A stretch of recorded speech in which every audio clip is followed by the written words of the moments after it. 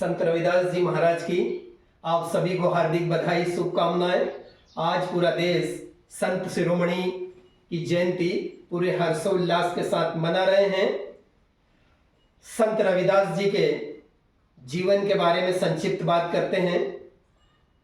संत शिरोमणि का जन्म 1433 ईस्वी के आसपास उत्तर प्रदेश के वाराणसी शहर के सिर गोवर्धनपुर नामक छोटे से ग्राम में हुआ।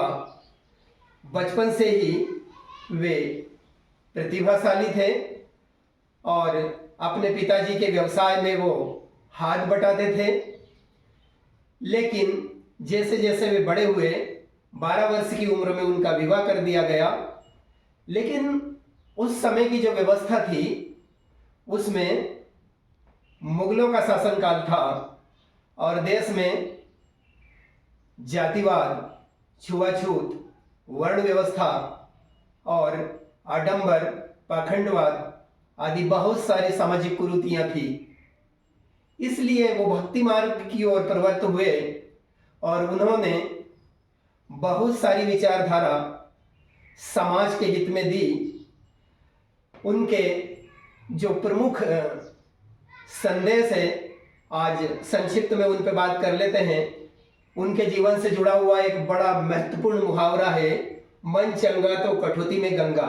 उनका कहना था कि नदी में नहाने की जरूरत नहीं है, गंगा में जाने की जरूरत नहीं है।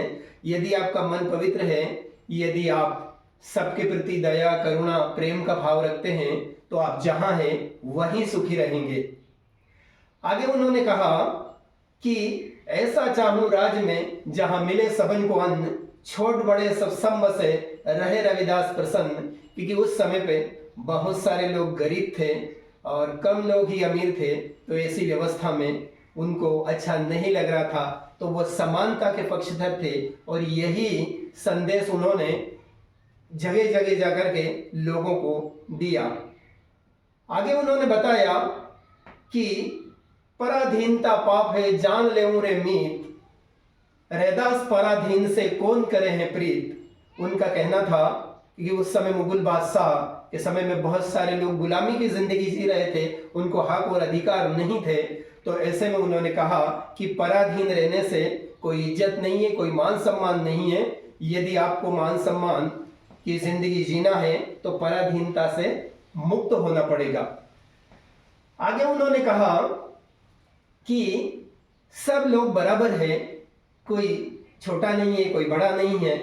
क्योंकि उस समय वर्णवादी व्यवस्था थी, कुछ लोग अपने आप को ऊंचा मानते थे, कुछ लोगों को नीचा माना जाता था। इसलिए उन्होंने कहा कि रविदास ब्राह्मण मत पूजिए जो होवे गुणहीन, पूजिए चरण चांडाल के जो होवे गुण परवीन। उनका कहना था कि जो ज्ञानी है, जो विद्वान है, जो अच्छी नीति वाला है, समझदार है, जो अच्छे विचार पे चलता है, दूसरों को संदेश देता है, तो ऐसे व्यक्ति की पूजा करना चाहिए।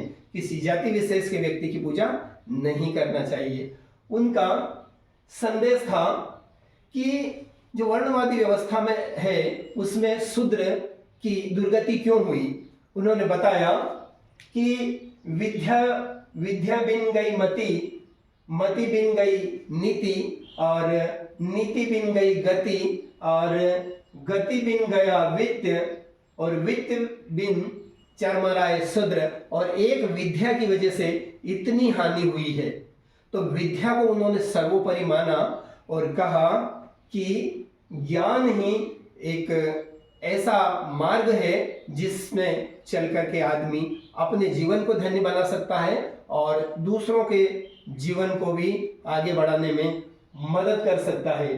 तो इस प्रकार से संत रविदास जी की जो 648वीं जयंती आज पूरा विश्व मना रहा है, इसमें हमें यही संदेश लेना है कि हम रविदास जी के जीवन से ये सीखें कि मानव एक समान है और सबको आगे बढ़ने का अवसर मिलना चाहिए और सब इस प्रकार से रहे कि उनमें कोई द्वेष नहीं हो, कोई भेदभाव नहीं हो और सब मिलजुल करके रहे। यही आज की जयंती से हमें संदेश मिलता है। इस वीडियो को आप अधिक से अधिक लाइक, शेयर और सब्सक्राइब करें, जिससे कि संत रविदास जी जैसे महापुरुष की जो वाणी है वो जन जन तक पहुंच सके और इसका लाभ ले सके। तो दोस्तों, पुनः मैं आप सभी को संत रविदास जी महाराज की जयंती की हार्दिक बधाई और शुभकामनाएं देता हूं कि आप इस जयंती पे यही संदेश लें कि हम मिलजुल के रहें, भाईचारे से रहें और जो ज्ञान है उसको अधिक से अधिक फैलाएं, सब लोग उसका फायदा लें, जिससे पूरा देश अपना नाम पूरे विश्व में रोशन करे और हमारे देश की जो छवि है, जिसमें जो महापुरुषों का योगदान है, उसकी जो पहचान है वो पूरे विश्व में कायम रहे और हम विश्व गुरु की ओर बढ़ जाएं। यही आपको आज के इस वीडियो से मेरा संदेश है। थैंक यू वेरी मच दोस्तों। जय रविदास।